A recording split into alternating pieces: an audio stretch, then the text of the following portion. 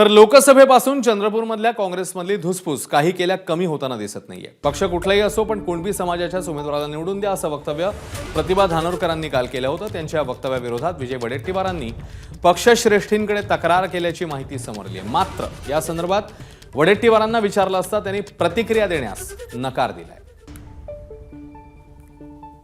आज जे मेळाव्याला उपस्थित झाले सगळ्यांना आग्रहाची विनंती आहे, मग तो शिवसेनेचा असो, राष्ट्रवादीचा असो, भाजपचा असो, काँग्रेसचा असो, पण समाजाचा उमेदवार हा एकच असला पाहिजे।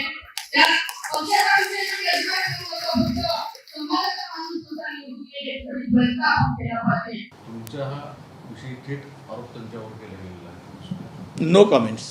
झाला पाहिजे अल्पसंख्याक प्रतिनिधित्व नाही, त्या संदर्भात मी काही बोलणार नाही।